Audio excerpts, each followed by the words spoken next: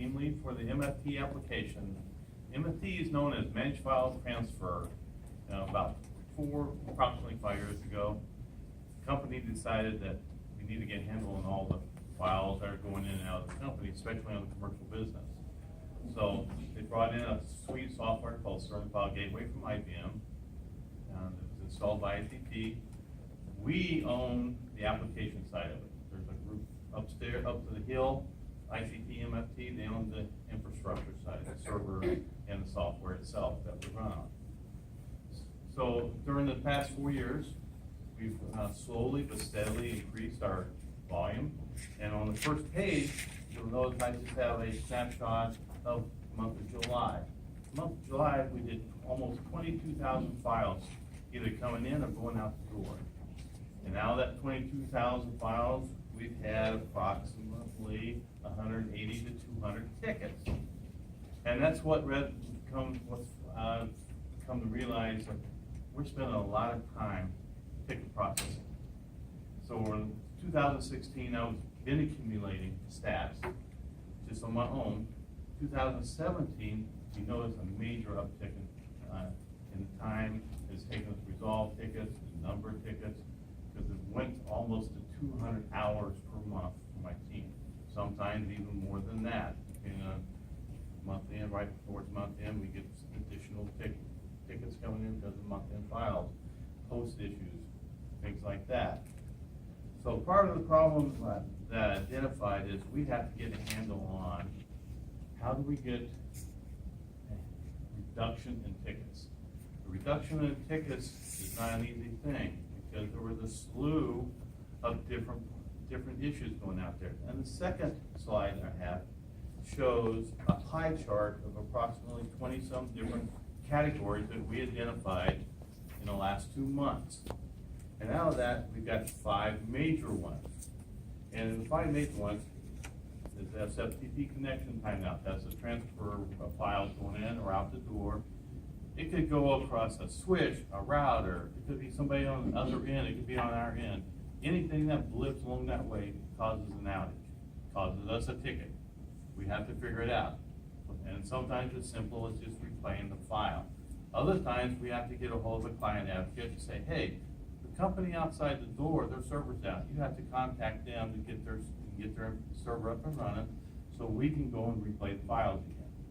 Other times, the company just failed to deliver the file to us. We have to say, all right, you didn't get the file to us on a certain time. Why didn't you get it here? The last couple of weeks, it's been on us.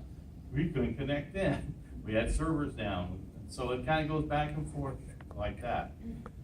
The bottom line here is I'm trying to reduce my 200 hours worth of work by 2 people and myself. If I triage, and I take on a role more like a support person, I triage a lot of these tickets and then I tell my people, all right, here, you gotta get these are priorities.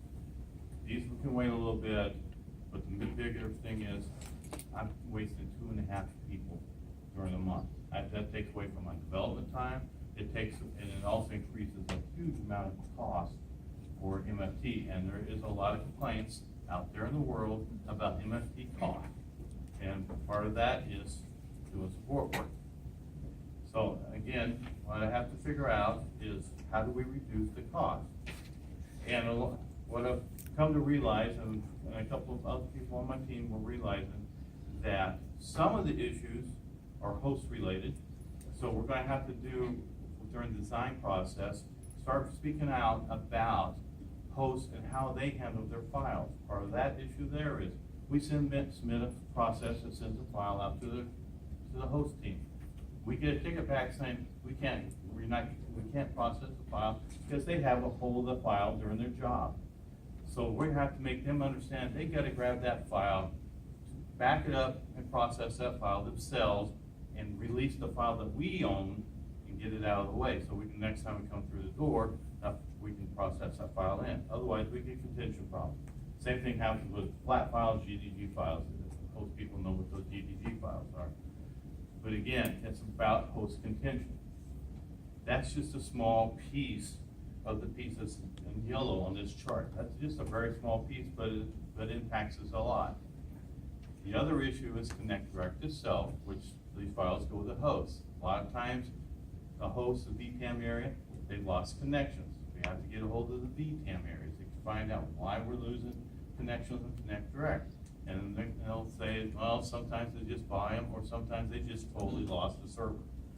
And they are not aware of that they've lost Connect Direct. So there's some monitors that need to be put there, directing back to them. So what I have to get to is other teams' involvement. My team, we see all the issues, but again, a lot of this is outside our control. The non-host side of the fence, ICT, networking, the Connect Direct, VTAM areas, all of those have to get involved now. We just installed a whole new release of MFT. That raised a whole another situation, because it's no longer just single threaded through. We have failover processes now, and a lot of failover processes are not quite working right, because we got some little bugs we got to figure out. But again, that involves ICT. We have to work with them. That's all built on their infrastructure. So at the end of the day, I am still looking at how do I reduce my cost, my support area, and turn it over to Kate. Kate's not going to like the idea of having 200 hours dumped on her all at once. That is going to be a lot of work, and her group, my group, and ICT, other areas within ICT, we all have to work together on this. So we don't reduce the cost. We already have customers balking about using MFT. They want to try to figure out some other way of getting around not using MFT in the commercial world. So we have to look at reducing the cost. My group, as an application owner, we've dropped from 120-hour type projects, 160 hours, down to 40 and 60 hours. We've cut that cost. I don't think we can go a whole lot more reduction on that, because you have to provide design documents. Even in an agile, you still got to provide some kind of design. You still have to communicate with the external people. All that still comes into play. That still has costs there. So again, the bare bones, we're pretty much to that point right now. So the other reduction area is in our support. And if we can reduce those hours and I get my people back into doing development work, and so we can cut all those costs on your support area. So again, I'm looking at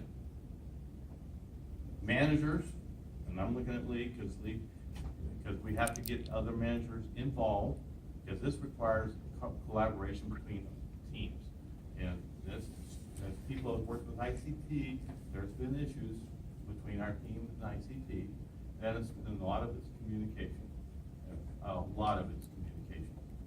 So again, we have to talk with them.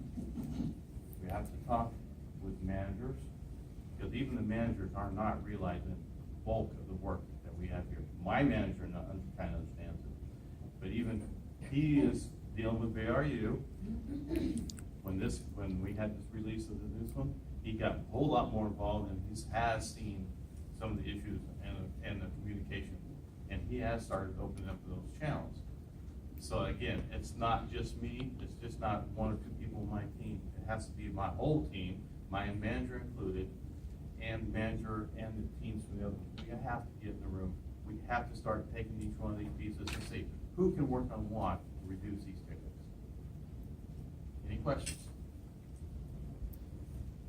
Yes, Lee. So you stated a couple of different goals Yes. throughout the presentation. Right. Is it to lower the ticket counts? Is it to lower the ticket counts to your team? Is it to reduce costs? Or is it to improve collaboration, communication across the various teams that are impacted? The number one goal is to reduce the cost of the number of tickets. Not just to my team, but I'm talking about the case group also. I do not want to dump 200 hours, 250 hours worth of work on her. Absolutely do not want to do that. Collaboration is the bigger issue outside the ticket. The communication is truly lacking between our IS down this building and IS up that building. That collaboration has to get back in place. And as long as there is this me attitude, that's going to hurt our team. because we are dependent on too many parts and pieces up the hill. We just have a little bit of piece that we build our application on top of. But the networking, the VTAM, the Z-Linux, the Unix issues that we've been having, all of that is up the hill, and it seems to be always a part and a piece. Well, go to George, or go to George's team, they'll figure it out. Well, no, we have to go, we gotta get this group, we gotta get that group involved. I don't think we should have to do that. I think if we're gonna do this, I think there actually should be an overall team with this hub that not only plays the MFT, but the data power and the Ledge Web Services too. All three of those groups plus ICT need to have some kind of a hot, I want to call it a hot team. If we have issues, we need to get that team assembled and let's get those issues taken care of. We shouldn't have to go through. All right, let's open a ticket. Well, went to the wrong place. No, you gotta go to this place. It's unbelievable how many times we have to go through that to get to the right place, to get the ticket to the right. And then someone says, well, no, you gotta go cut a child ticket now off to this group.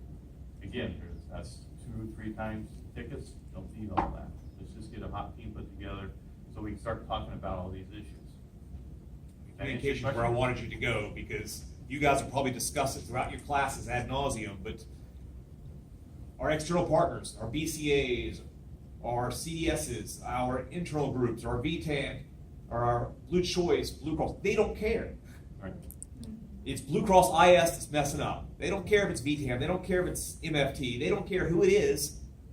Blue Cross IS is messing up. And we can sit and bicker on bridge lines all we want. But the result is we as an organization are getting a black eye due to the lack of communication. And we were on a red alert about 2 weeks ago. Amy was part of that red alert. Thank God she was there, because I did use her talents. She had communication. She knew who to go get a hold of, or certain, because nobody has any clue anymore, because CAs change, they leave, they change their vendors. And we were all out of date on all that information. Amy got us through a lot of that contact information. Which was a question I was going to ask you. See all of these, and there's more. Oh yes, that's only a part. Just as a, after what happened last week, is there an exhaustive list of all of these separated by what's inbound and outbound? Not so much I can make it that way, but a lot of these partners are both. Okay.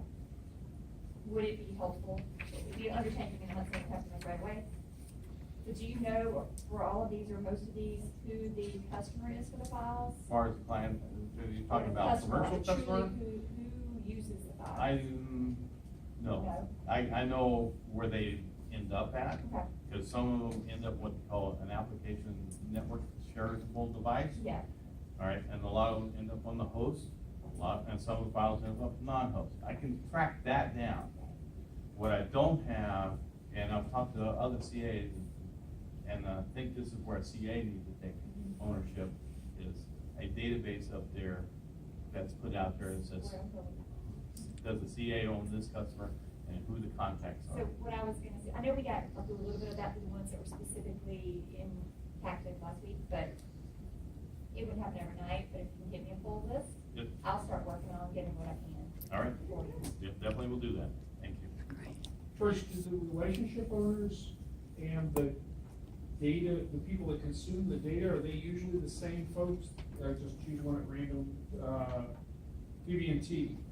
Does the person that has the relationship with BB&T, is that also the person that's using the data? Yeah, that's BB&T is a bank. I get So, that. so we set up a partner out there, in BB&T, they send the file either to us or we send the file to them, but we're the central point. But the There's another entity on the other side. It could be a host application that receives that data. It could be, again, a customer on a share folder that a report's delivered to, and they just log into that share folder based on their So PC. you're one arm's length away from them. Yes, but we are the central Yeah. focus of people, all the complaints or the tickets coming in, say, well, I didn't get my file today, where's it at? Well, we go and start doing some research and we find out the file needs to deliver. or it got stuck in a mailbox because some internal process was stuck. We have to go release that process and get the file delivered. I had two of those situations happen this morning. Sea Life was one. I got a call, says, we didn't receive some 2,000 records. We only got 145 records. So I went out there and looked at the file. Sure enough, Hitachi sent a file that only had 145. They were expecting 2,000 records on there. So they had to go back to Hitachi. Hitachi said, yes, it's our mistake. We need to figure out what we did wrong on our side of the fence. Okay. Thank you. Any other questions? George, I heard database being mentioned, so does application areas have access to the database where they can go and see where their file made it successfully out or not? Not at this time. There is, and at this time, we are not even talking about opening up the application to other teams to even look at that time frame because of the security and stuff. We really have to, at one point there was, but right now with the new release, that's been backburnered. We do want people to be able to log in and look at their information. But we have to look at how we're gonna set that up, because we don't need them out there accidentally hitting the replay button. And all of a sudden, we get thousands of files or something going out the door, or duplicate files coming into them, things like that. So we have to be real careful here. And right now, Kate's area is only one of the few that does have access, and I don't know if they set you up with full access or just view capability. I think you got replay Yeah, capability. yeah. So, it's right now, it's a very powerful tool, and you gotta be extremely careful. Some of that stuff does go through data power, which automatically sends it to, near time, real time, to the CICS regions. So, we have to be real careful there. But I would love to have like Sea Life be able to log in, look at their own information and say, hey, yeah, we need to contact Hitachi and figure out what's going on. So George, it almost sounds like MFT is a major communication hub within Blue Cross Blue Shield that is core to our operations and our business. And you need your developers to be developers, not support technicians. Exactly. And support is taking all of your development time. So if you could more or less get a hold of your support, your developers could help build a better product to make Blue more capable performance operations. That's pretty close to, that's pretty close. My developers in my group, and I've applied this when I was been a team lead in the other areas. I've been part of Let's Web Services, I've been a part of event management on the host, and a little bit of the Inform system. I've always believed in cross-training my people.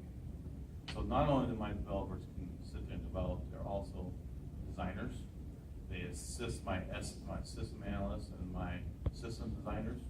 So it's just not development work that they're working on, but that 200 hours does take away at least two of my developers. I've got two others, but they rotate.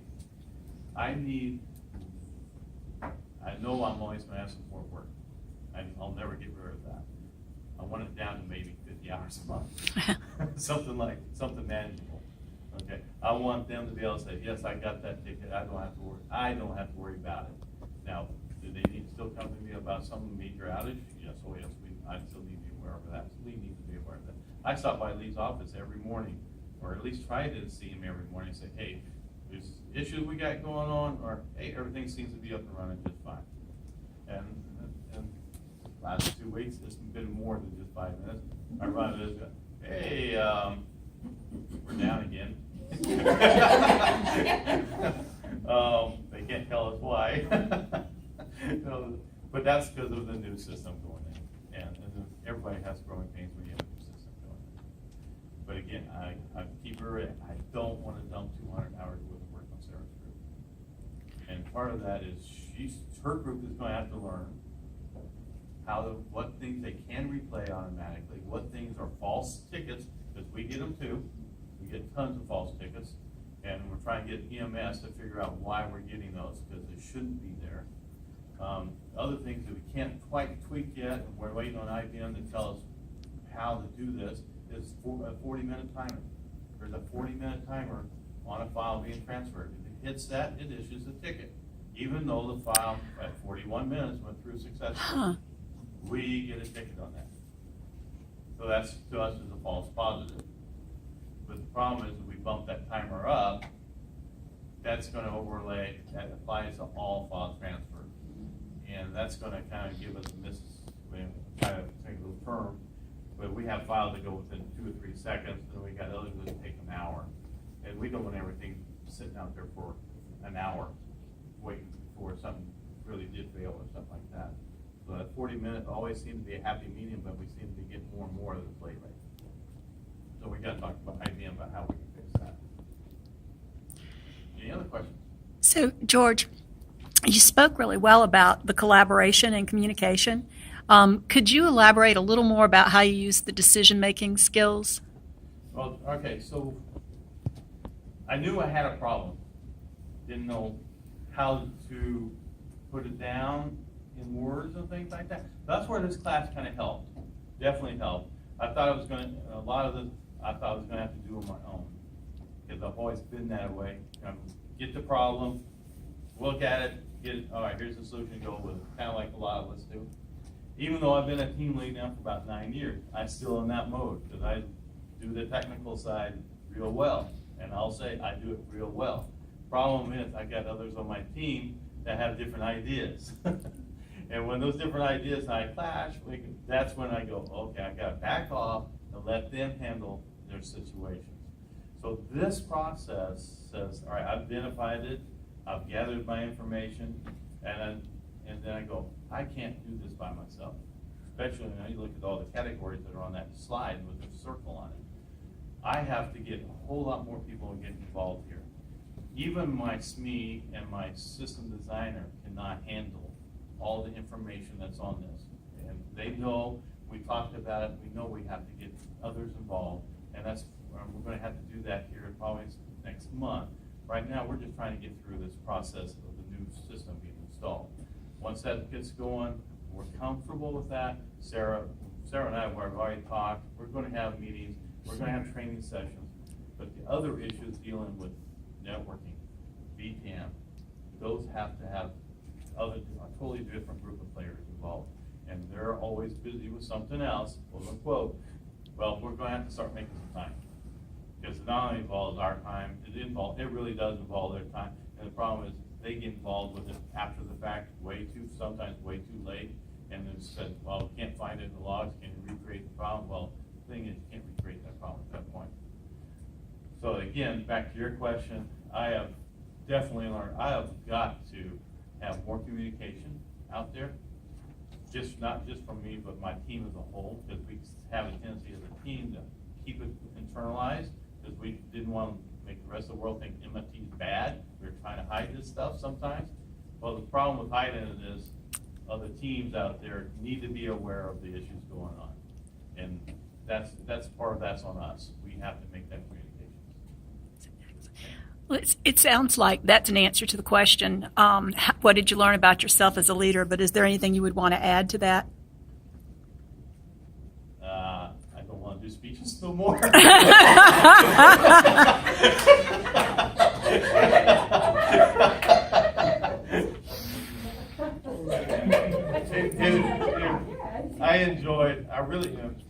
I actually enjoyed being, I won't say the word forced, because I would have never done this on my own. I've learned some things. I can get up here and talk in front of people. Yes, I'm nervous about it, always will be. But this process, how we started out with Lipton's, everybody like that. I thought that was way off the wall, by the way. I did that part. No, this is not going to go well at all. So from here on out, I know I have to prep. I know I have to get my parts and pieces all ducks in a row, and I'll do better. I'll do much better at speaking in front of people. So I do appreciate the class. I really do. Any other questions? All right. Thank you.